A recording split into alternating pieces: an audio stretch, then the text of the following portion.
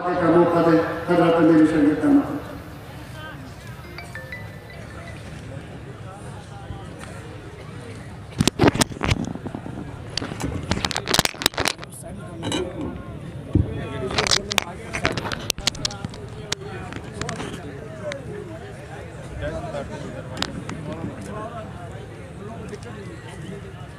الحمد لله الذي وكفى والصلاة والسلام على عباده الذين اصطفى خصوصا على أفضلهم وخاتم النبيين محمد الصادق الأمين وعلى آله وصحبه أجمعين أما بعد محترم اور معزز حاضرین السلام علیکم ورحمۃ اللہ وبرکاتہ۔ سب سے پہلے شکر ہے اللہ سبحانہ و تعالیٰ کا جس نے مجھے اور ہم سب لوگوں کو یہاں توفیق دی کہ ہم لوگ جماعت کی اسلامی فکر کے تحت یہاں جمع ہو سکیں۔ سبحان اللہ و بحمدہ سبحان اللہ العظیم۔ اللہ سبحانہ و تعالیٰ کی حمد و ثنا کے بعد یہ بہت ضروری ہے کہ انسان کا شکر ادا کرے، کیونکہ جس نے انسان کا شکر ادا نہیں کیا اس نے اللہ کا شکر ادا نہیں کیا۔ اس جلسے کو اس حالت میں لانے کے لیے تقریباً 150 سے زیادہ لوگوں نے صبح اور شام محنت کی ہے۔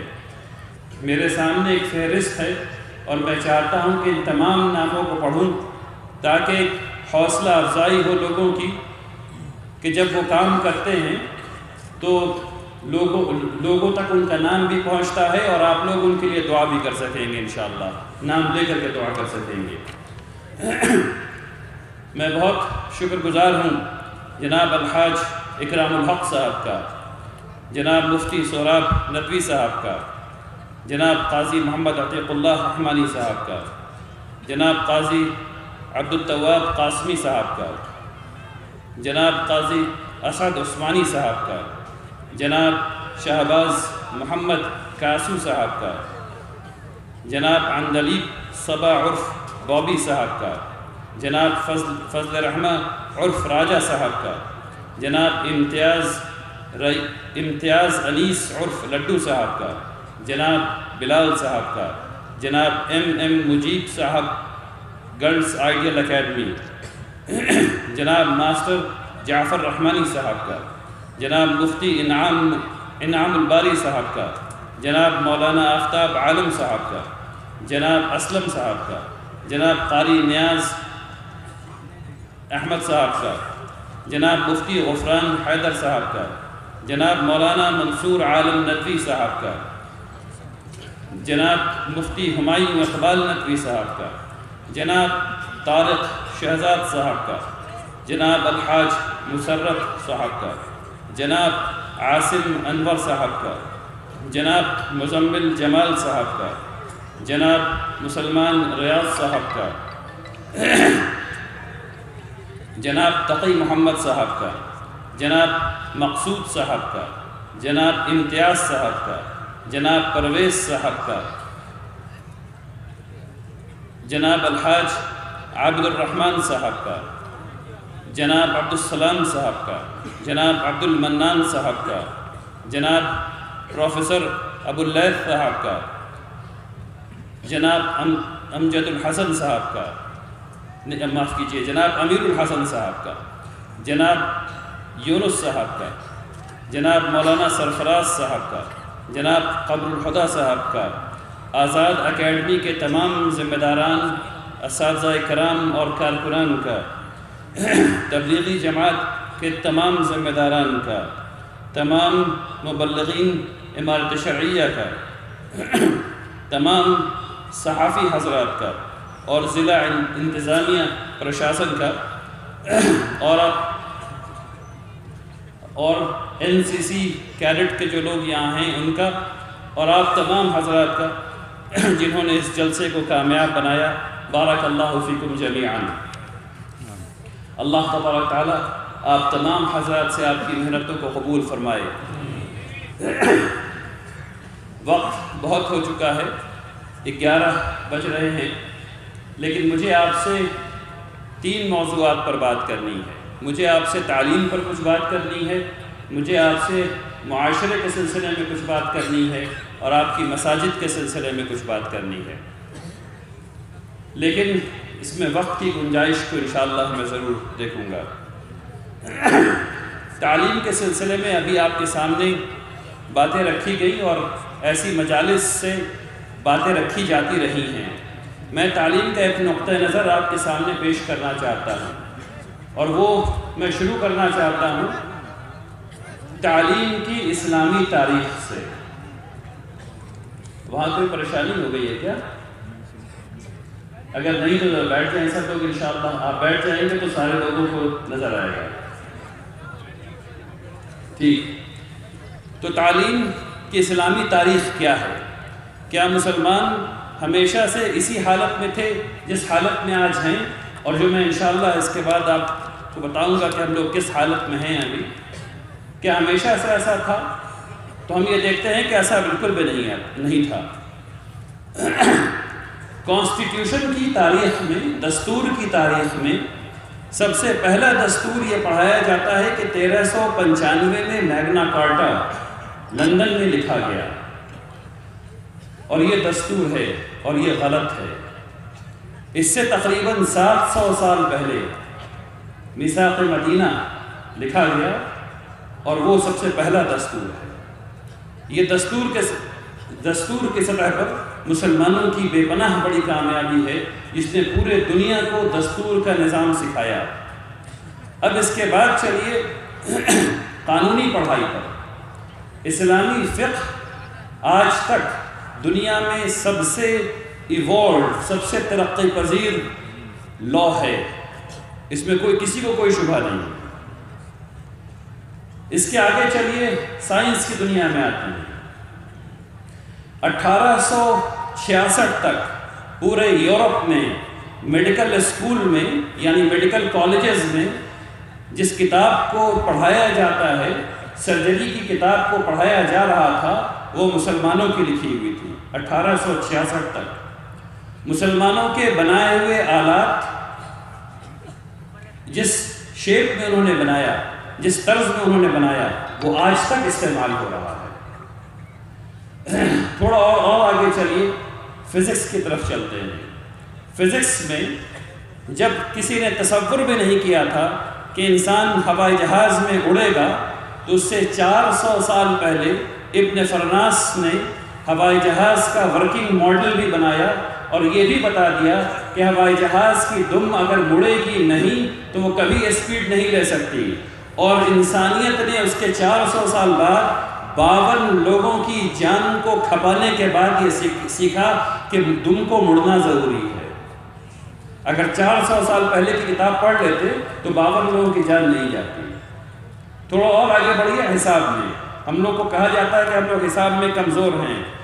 حساب کی سب سے اہم موضوعات میں سے ایک ہے الجبرا۔ پوری کتابی عربی کا نام ہے الجبر والمقابلہ، جو مسلمانوں نے لکھی۔ ہم لوگ اسمارٹ فون استعمال کرتے ہیں، لیپ ٹاپ استعمال کرتے ہیں، یہ کبھی بن ہی نہیں سکتا تھا اگر مسلمانوں نے لاگرتم کی ایجاد نہیں کی ہوتی۔ نئے زمانے کی سائنس ہے سوشیولوجی، اس کے والد کون ہیں؟ مسلمان۔ اور یہ سب لوگ کون ہیں جن کا نام میں لے رہا ہوں؟ یہ سب کے سب عالم ہیں، کوئی مفسر ہے، کوئی محدث ہے، کوئی فقیہ ہے، سب کے سب، کوئی اس میں استثناء نہیں۔ کیمرہ کس نے بنایا؟ ایک عالم نے بنایا۔ کیمرے کا جو پرنسپل ہے پن ہول کیمرہ جسے ہم کہتے ہیں، تمام وہ بچے جو 9th کلاس میں ہیں اور اس مجمع میں ہیں وہ جانتے ہیں کہ میں کیا کہہ رہا ہوں۔ پن ہول کیمرہ مسلمانوں نے بنایا ہے، آپ کے عالم نے بنایا۔ یہ اور ایسی 1000 چیزیں ہیں جو گنائی جا سکتی ہیں۔ ڈیزائن کے مسئلے کو لے لیں۔ ڈیزائن میں میرا خیال ہے اگر میں بھول نہیں رہا ہوں تو 7 یا 9 قسم کا ڈیزائن ہے جو زمینوں پر بنایا جاتا ہے، بس اتنا ہی ہے، اور یہ سب کا سب اسپین میں مسلمانوں نے ایجاد کیا ہے۔ تو ایسا نہیں ہے کہ مسلمان تعلیم سے عاری رہے ہیں، بلکہ حقیقت یہ ہے کہ جب یورپ اندھیرے میں، ظلمت کے اندھیرے میں تھا، تو مسلمانوں کے ہاں تعلیم ہی تعلیم تھی۔ آپ کو یہ سن کر کے حیرت ہوگی کہ جب یورپ سے وہاں کے پرنس، وہاں کے شہزادے مسلمانوں کے پاس آتے تھے تہذیب سیکھنے کے لیے، وہ سیکھنے کے لیے آتے تھے کہ سائنس کیسے پڑھتے ہیں، وہ سیکھنے کے لیے آتے تھے کہ فقہ کا استعمال کیسے ہوتا ہے، وہ سیکھنے آتے تھے کہ مسلمان کیسے کامیابی حاصل کر رہے ہیں۔ آپ کو یہ بھی سن کر کے حیرت ہوگی کہ اس وقت جب وہ سیکھ کر کے جاتے تھے تو ان کو ایک نئی چیز ملتی تھی، وہ ہے چھری کانٹا۔ ہمارے علماء نے چھری کانٹے کا ایجاد کیا، اور ہمارے علماء چھری کانٹے سے کھاتے تھے، اور یورپ کو ہم نے سکھایا کہ چھری کانٹے سے کھاؤ۔ بات سمجھیے، یورپ کو ہم نے سکھایا ہے کہ چھری کانٹے سے کھاؤ، یورپ نے ہم کو نہیں سکھایا ہے۔ یورپ کے ہسپتال میں لوگ مر جاتے تھے، سرجری ہوئی مر گئے، یہاں تک کہ ایک ہاسپٹل کو بند کر دینا پڑا، کیونکہ جس کی سرجری ہو رہی وہ مر جاتے تھے۔ مسلمانوں کے ہاں سرجری ہوتی تھی وہ بچ جاتے تھے۔ پتہ یہ چلا کہ تمام مسلمان سرجن سرجری کرنے سے پہلے وضو کر رہے ہیں۔ وضو کرنے سے کیا ہوتا ہے؟ ہاتھ صاف ہو جاتا ہے، سارا بیکٹیریا ختم، تو لوگ بچ جاتے ہیں۔ ایک اور بات آپ کو بتاؤں جو بہت عجیب ہو گئی ہے ہم لوگوں کے ساتھ۔ یہ جو اردو کا نمبر ہم لوگوں کے سامنے ہے 1 2 3 4 جو ہم لوگ اردو میں لکھتے ہیں، اصلاً یہ گریک نیومرل ہے، اصلاً یہ انگلش نمبر ہے، اور جو انگلش نمبر ہے 1 2 3 4 اصلاً وہ عربی ہے۔ جو انگریزی والا 1 2 3 4 ہے، جس کو پوری دنیا نے اڈاپٹ کیا ہوا ہے، پوری دنیا میں مستعمل ہے، وہ اصلاً عربی نیومرل ہے، اور جو 1 2 3 جو ہم لوگ اردو میں لکھتے ہیں یہ اصلاً گریک نیومرل ہے۔ تو تاریخ کے ساتھ اور مسلمانوں کے ساتھ ایسے کھیل ہو گیا ہے۔ بات سمجھ میں آ رہی کیا ہو گیا ہے؟ ایسے کھیل ہو گیا ہم لوگوں کے ساتھ۔ اب یہ وقت آ گیا ہے کہ ہم لوگ تعلیم کے لیے بیدار ہو جائیں، اپنی تاریخ کے لیے بیدار ہو جائیں۔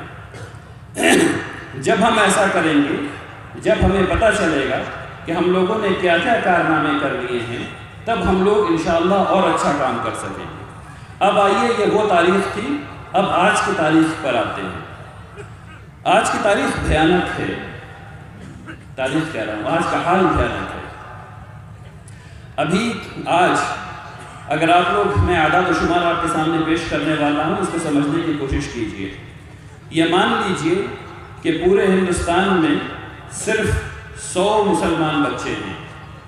یہ مان لیجئے کہ پورے ہندوستان میں صرف 100 مسلمان بچے ہیں، جس میں سے 50 لڑکی اور 50 لڑکے ہیں، اور سب کی عمر صرف 6 سال ہے، اور وہ پہلی جماعت میں پہلے دن داخل ہوئے ہیں۔ صرف 100 بچے ہیں، پہلی جماعت ہے، 6 سال کی عمر ہے، پہلے دن داخل ہوئے ہیں۔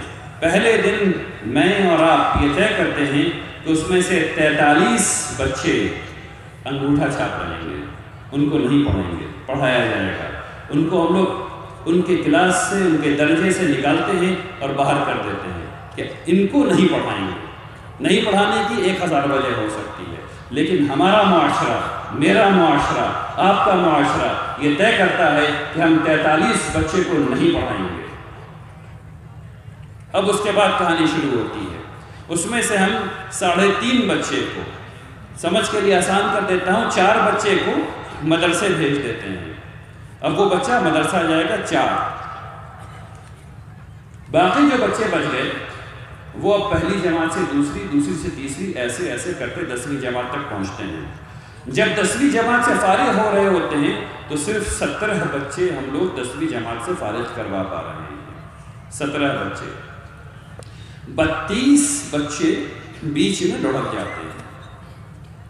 43 پہلے نکال دیے گئے، 32 10ویں جماعت سے پہلے نکال دیے گئے۔ 43 پہلے نکال دیے گئے، 32 بیچ میں نکال دیے گئے۔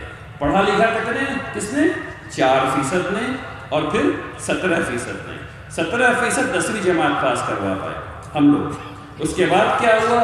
جب وہ لوگ بیچلرس لیول پر پہنچے، یعنی بکالوریوس پر پہنچے، bachelors in arts, bachelors commerce, arts, science, engineering, medicine, ان تمام چیزوں کو ملا دیا جائے تو ہم لوگ صرف 4 بچے کو وہاں بھیج پا رہے ہیں اپنے، جس میں 3 لڑکا ہے اور 1 لڑکی۔ یہ ہے وہ تعلیم کا حشر جو ابھی ہمارے معاشرے میں ہے۔ ہم لوگوں کو، مجھے اور آپ کو یہ عہد کرنا ہے ابھی اپنے دلوں میں کہ ہم لوگ ایسا اب نہیں ہونے دیں گے۔ ہر ایک بچے کو پڑھانا ہے۔ آپ کا کوئی بچہ گلی میں نہیں کھیل سکتا، آپ کا کوئی بچہ تعلیم کے اوقات میں اسکول کے باہر نہیں رہ سکتا۔ آپ ماشاءاللہ یہاں ابھی 1.25 لاکھ سے زیادہ لوگ ہیں، مجھے پتہ نہیں کتنے لوگوں میں 1.25 لاکھ لوگ سے زیادہ یہاں ہیں۔ اگر آپ اس بات کو صرف 10 لوگوں تک پہنچا دیں کہ بھائی ہم 43 کو نہیں پڑھا رہے، 32 پیچھے چھوٹ جا رہے ہیں، 17 کو صرف پاس کروا پا رہے ہیں اور 4 ہمارا جا رہا ہے بیچلرس لیول پہ، تو ہمارے بچے IAS IPS IFS بنیں گے کیسے؟ وہ تو اللہ کا شکر کیجئے کہ وہ 1.5% 2% جو بن رہا ہے، اللہ کا شکر کیجئے کہ اللہ کو یعنی صرف کرم کی وجہ سے بن رہا ہے، وہ بھی نہیں بننا چاہیے۔ ایک طرف 85% بچے ہیں جو کہ بیچلرس کر کے کمپٹیشن میں ہیں اور ایک طرف 4، کہاں سے ہوگا؟ سوال ہی پیدا نہیں ہوتا ہے۔ بات سمجھ میں آ رہی ہے؟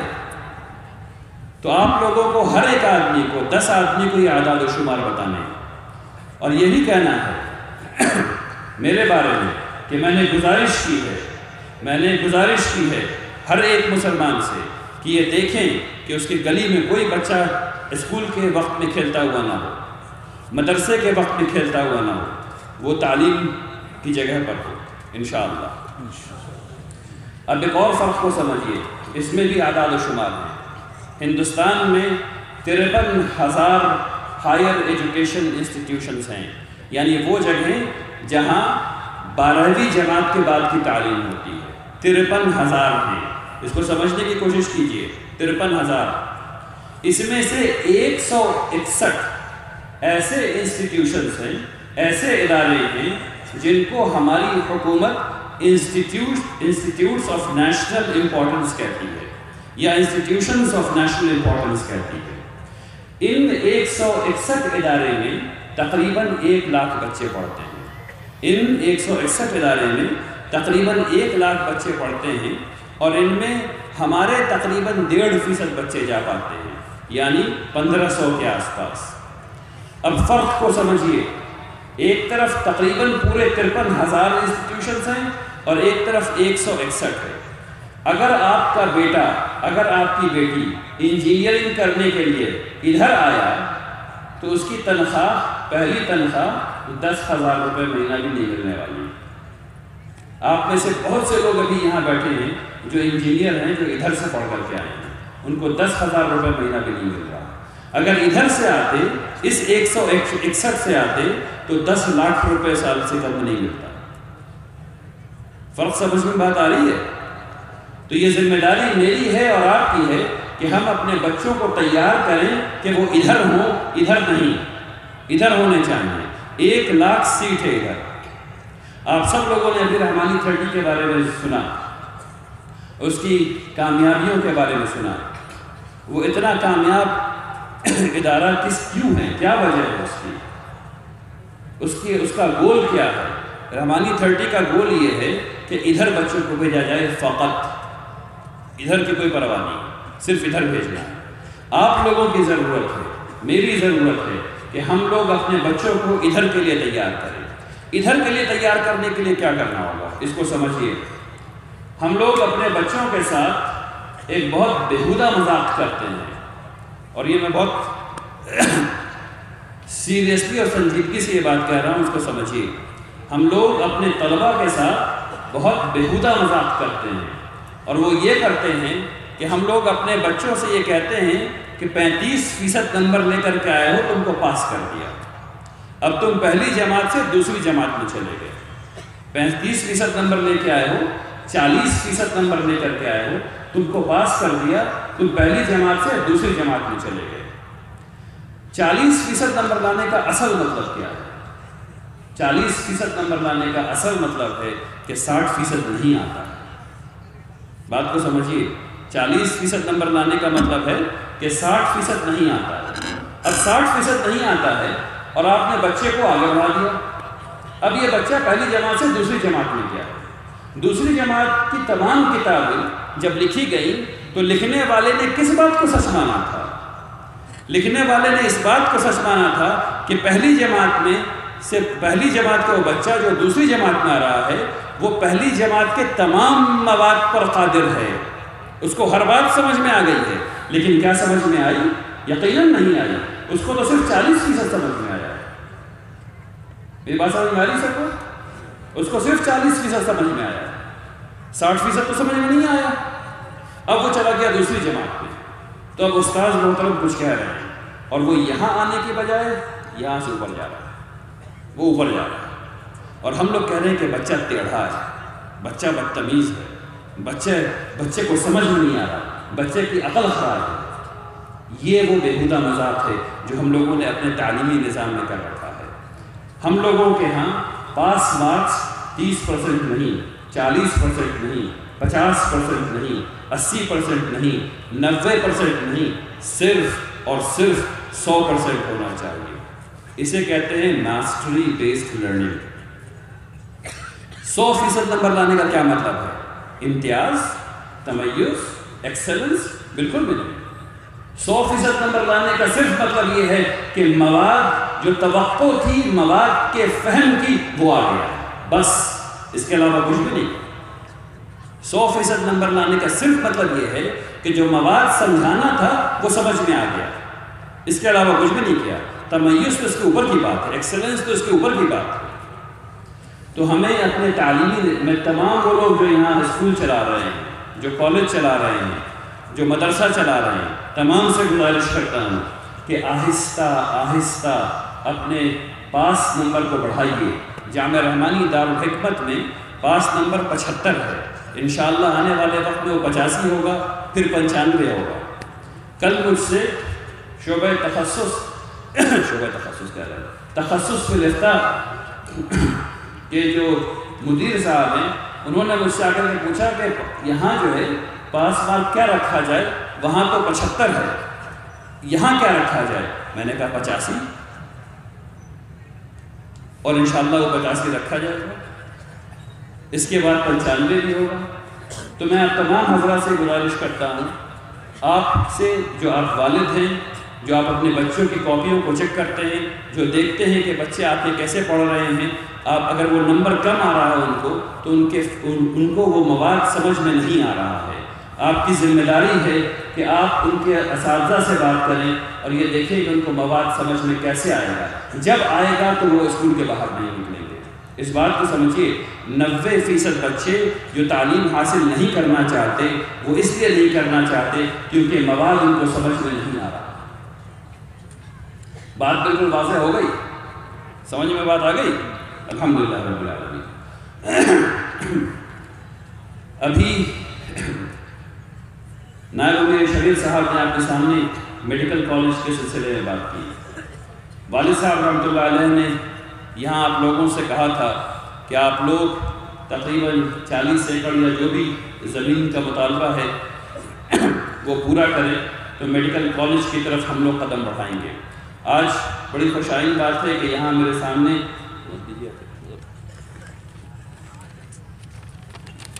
یہ ایک خط میرے سامنے آیا ہے جس میں مجھ سے وعدہ کیا گیا ہے کہ یہاں آپ لوگ زمین مہیا کرا کر کے دیں گے تاکہ انشاءاللہ اس میں ہاسپٹل اور میڈیکل کالج کھولا جائے۔ میں اللہ سبحانہ و تعالیٰ سے دعا کرتا ہوں کہ اللہ تبارک تعالیٰ وہ دن جلد لائے۔ یہ آپ کی ذمہ داری ہے کہ آپ اس میں خوب حصہ لیجیے تاکہ ہم لوگ اس کام کو شروع کر سکیں۔ آپ کے سامنے ابھی بتایا گیا کہ مکتب کا نظام بنانا ہے، مکتب کا نظام اشد ضروری ہے۔ دیکھیے اس بات کو بھی سمجھیے،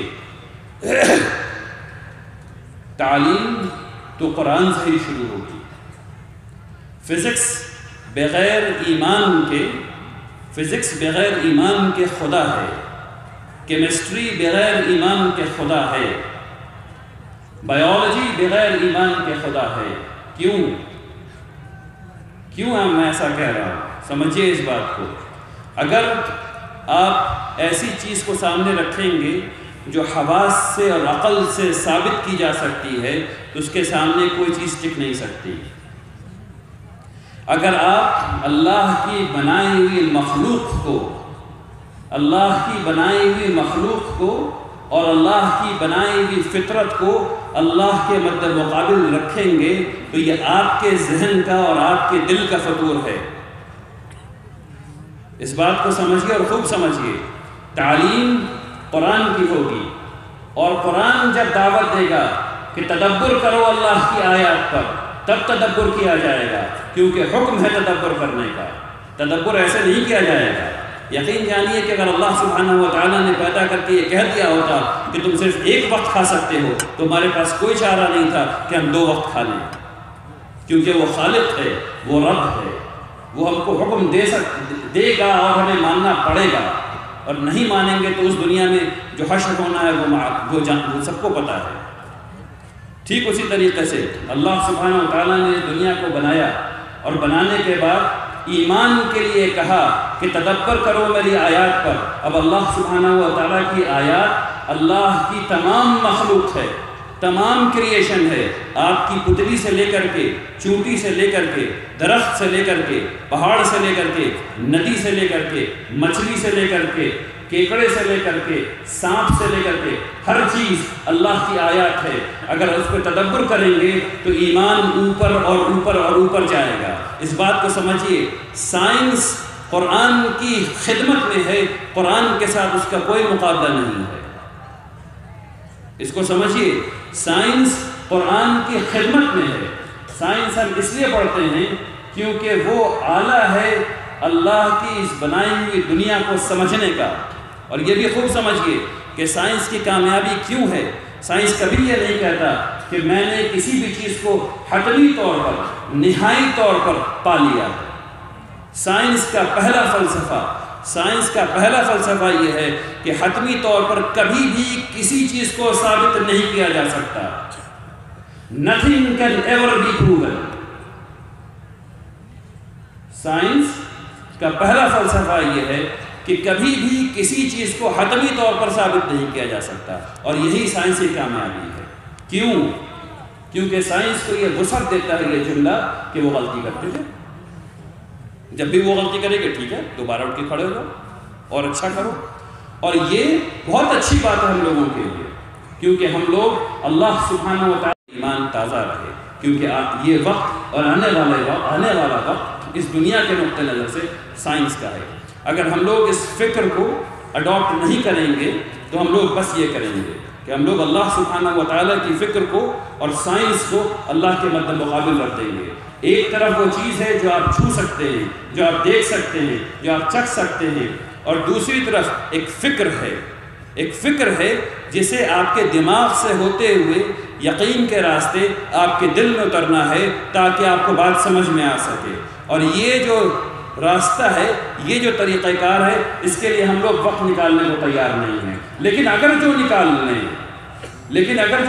لیں تو یہ ہم لوگوں کے ایمان کی حالت وہی ہو سکتی ہے جو صحابہ کرام کی تھی۔ ہم لوگ اس کام کو نہیں کر رہے، اس لیے اس حالت میں۔ اس لیے ہم لوگوں کو قرآن پڑھنا ہے، قرآن پڑھانا ہے، اور قرآن پڑھنا کیسے ہے؟ عربی کے ساتھ۔ بغیر عربی کے قرآن پڑھنے کا وقت اب جا رہا ہے۔ اس بات کو سمجھیے کہ ہم میں سے وہ لوگ جن کی عمر زیادہ ہو گئی ہے، اس بات کو سمجھیے ہم میں سے وہ لوگ جن کی عمر زیادہ ہو گئی ہے، جو عربی نہیں سیکھ سکتے اب، لیکن وہ عربی کا ابھی بھی 5 لفظ سیکھ سکتے ہیں۔ انہیں چاہیے کہ وہ امام کے پاس جائیں، وہ عربی کے 5 لفظ سیکھیں۔ الحمد کے کیا معنی ہیں، رب کے کیا معنی ہیں، عالم کے کیا معنی ہیں، تاکہ الحمدللہ رب العالمین کو اس طرح سمجھ سکیں جیسے صحابہ اکرام نے سمجھا تھا، یا کوشش کر سکیں۔ لیکن جو لوگ نوجوان ہیں، میں ان سے کہتا ہوں کہ ہماری کیسی محبت ہے محمد رسول اللہ صلی اللہ علیہ وسلم سے کہ ہم ان کی زبان سیکھنے کو تیار نہیں ہیں۔ میں اپنے آپ سے یہ پوچھتا ہوں، الدین نصیحہ، دین نصیحت دینے کا نام ہے۔ یہ تمام باتیں جو میں کر رہا ہوں یہ سب سے پہلے مجھ پر لاگو ہوتی ہیں۔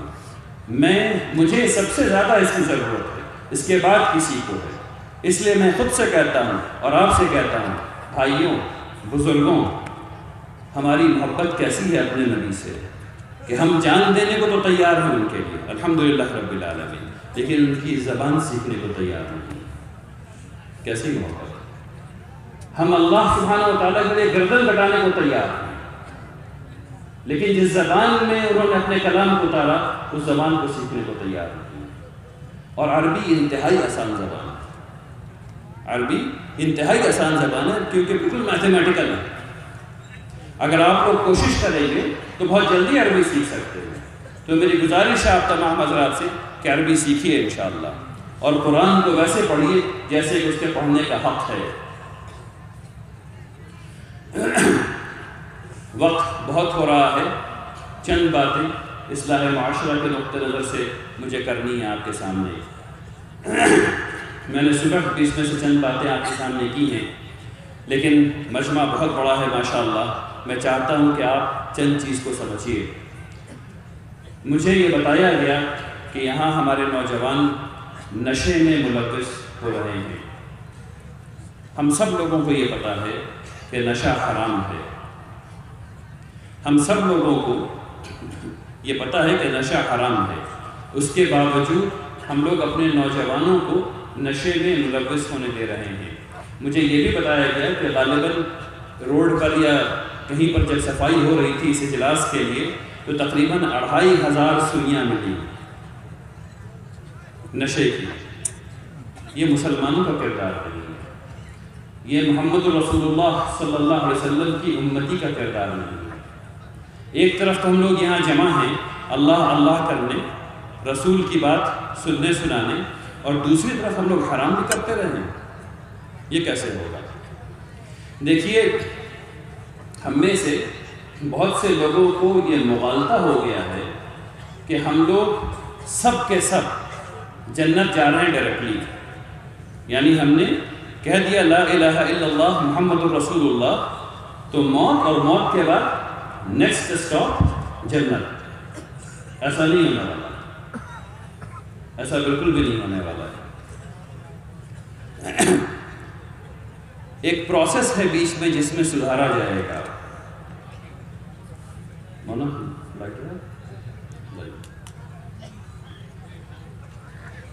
ایک پروسیس ہے بیچ میں جس میں سدھارا جائے گا، اور میں آپ کو اس پروسیس کو دکھاتا ہوں۔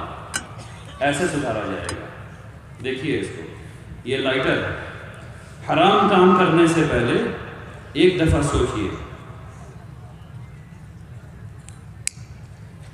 جل رہا ہے نا بھائی؟ بس 1 سیکنڈ ہاتھ اس کے اوپر رکھ کے دیکھیں کتنی دیر رکھ سکتے ہیں۔ اگر 5 سیکنڈ رکھ سکتے ہیں تو جائیے جا کے نشہ کیجیے، اگر 5 سیکنڈ رکھ سکتے ہیں تو جا کے نشہ کیجیے۔ بات سمجھ میں آ رہی ہے؟ جہنم کیا چیز ہے اس کو سمجھنے کی کوشش کیجیے، جہنم کیا چیز ہے اس کو سمجھنے کی کوشش کیجیے۔ اس دنیا میں اللہ سبحانہ و تعالیٰ نے 2 لوگ پیدا کیے ہیں جو استثنائی صورت میں پیدا کیے گئے ہیں۔ ایک وہ جو دنیا میں پیدا کیا گیا اور جس نے کبھی کوئی دکھ نہیں دیکھا، ہمیشہ خوش رہا، سکھی سکھ دیکھا، اور ایک وہ جس نے دنیا میں کوئی بھی سکھ نہیں دیکھا، صرف دکھی دکھ دیکھا۔ ان دونوں کو آخرت میں جمع کیا جائے گا، اور پھر جس بندے نے اس دنیا میں صرف سکھی سکھ دیکھا تھا اس کے سامنے جہنم ایک لمحے کے لیے کھولی جائے گی اور بند کر دی جائے گی، اور اس کی دل کی کیفیت یہ ہوگی کہ وہ کہے گا کہ میں تو سکھ جانتا ہی نہیں، یہ تو سب دکھی دکھ ہے، دکھی دکھ ہے۔ اور وہ شخص جس نے دنیا میں ایک بھی سکھ نہیں دیکھا ہے اس کے سامنے جنت ایک لمحے کے لیے کھولی جائے گی اور بند کر دی جائے گی، اور وہ کہے گا میں دکھ تو جانتا ہی نہیں ہوں، ہر چیز سکھی سکھ ہے، سکھی سکھ ہے۔ تو اس بات کو خوب سمجھیے کہ ہم لوگ جو ایک دوسرے کے خلاف کام کر رہے ہیں، یا ہم لوگ ایک دوسرے کو ہاتھ پکڑ کر کے جو گناہ کرنے سے نہیں روک رہے ہیں، اس کا کیا نتیجہ نکلنے والا ہے؟ اس کا نتیجہ صرف یہ نکلنے والا ہے کہ جہنم میں ایسے ایسے کیا جائے گا، اور بہت زمانے تک کیا جائے گا، برداشت نہیں کر سکیں گے، برداشت نہیں کر سکیں گے۔ اس لیے ضروری ہے کہ ہم لوگ اس کام کو نہ کریں جو اللہ سبحانہ و تعالیٰ کی رضا کے خلاف ہے۔ مجھے یہ بتایا گیا کہ آپ میں سے بہت ڈھیر سارے لوگ، تقریباً مجھے پروسیکیوٹر جنرل صاحب غالباً انہوں نے مجھے بتایا کہ تقریباً 50,000 کیسز ہیں یہاں کی کورٹ میں جو کہ آپ لوگوں نے ایک بھائی نے دوسرے بھائی پہ کر رکھا ہے، یعنی ایک مسلمان نے دوسرے مسلمان پہ کر رکھا ہے، اور سب کے سب جھوٹ ہیں، فراڈ ہیں۔ آپ لوگ اپنا پیسہ ضائع کر رہے ہیں، اپنے بھائی کا پیسہ ضائع کر رہے ہیں، اس کی زندگی حرام کر رہے ہیں، اپنی زندگی حرام کر رہے ہیں۔ آپ کی جیب سے پیسہ نکل رہا ہے، آپ کے بھائی کی جیب سے پیسہ نکل رہا ہے، اور گناہ پہ گناہ پہ گناہ کمائے جا رہے ہیں۔ اور ابھی جو دکھایا ہے نا آگ، وہ آگ کمائے چلے جا رہے ہیں اور پیٹ میں ڈالے چلے جا رہے ہیں۔ تو اس سے باز آ جائیے۔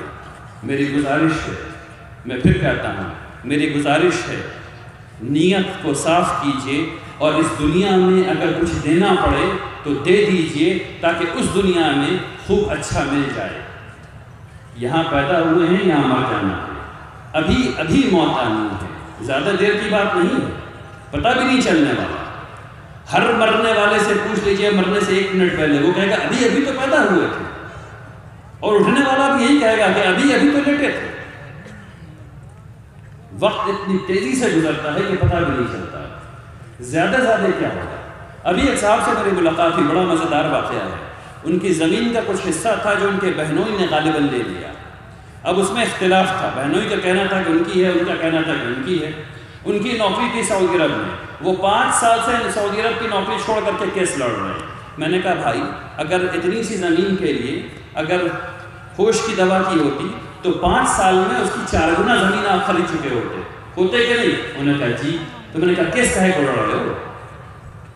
اس سے بہتر تو تھا نوکری کر کے اگر وہ زمین تمہارا بہنوئی کہہ رہا تھا کہ اس کی ہے، اس کو اگر تم دے دیتے اور وہ غلط کہہ رہا تھا تو سوچو اس دنیا میں کتنا ملتا۔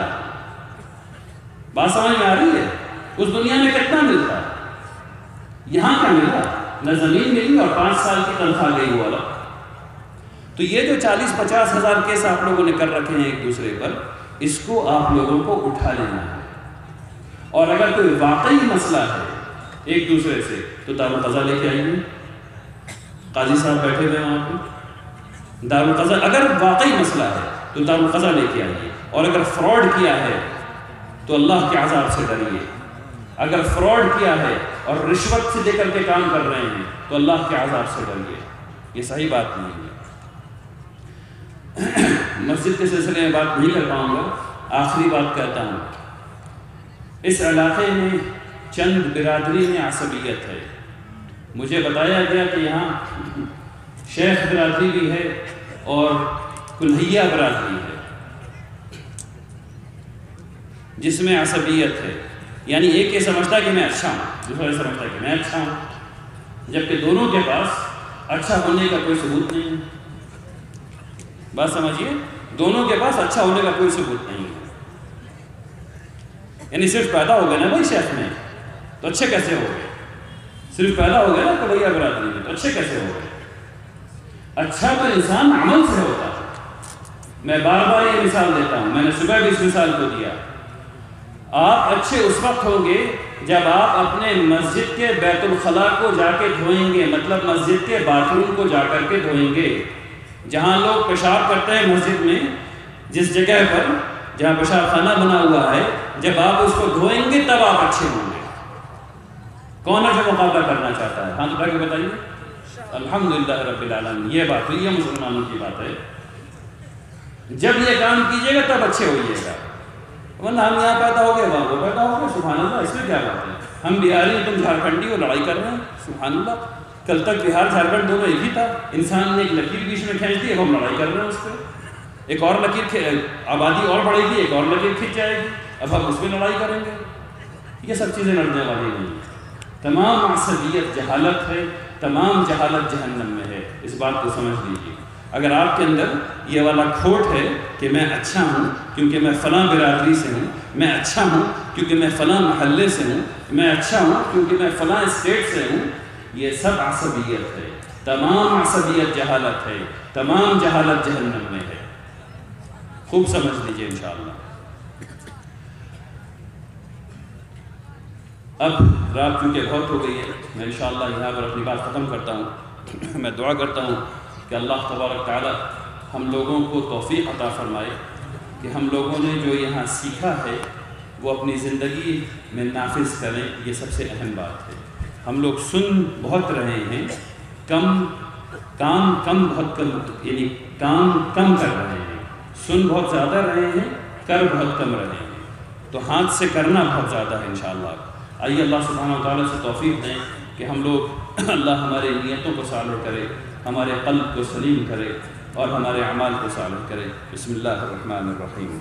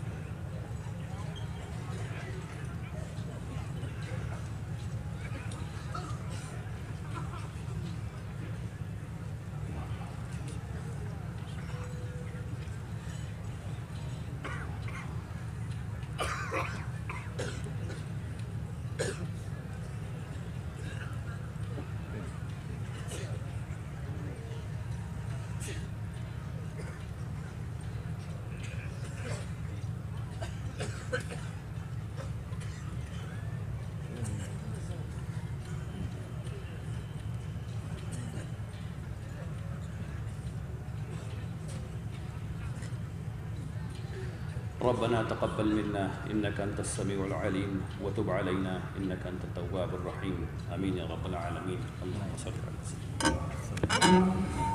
دوستو آپ دیکھ رہے ہیں NB میڈیا یوٹیوب چینل، اس طرح ویڈیوز آپ کو ملتا رہے گا، لائک اور سبسکرائب ضرور کر لینا اور اس ویڈیوز کو اپنے دوستوں میں شیئر ضرور کرنا۔ پھر ملتے ہیں ایک اور اچھی ویڈیوز لے کر، تب تک اجازت دیجیے، السلام علیکم، خدا حافظ۔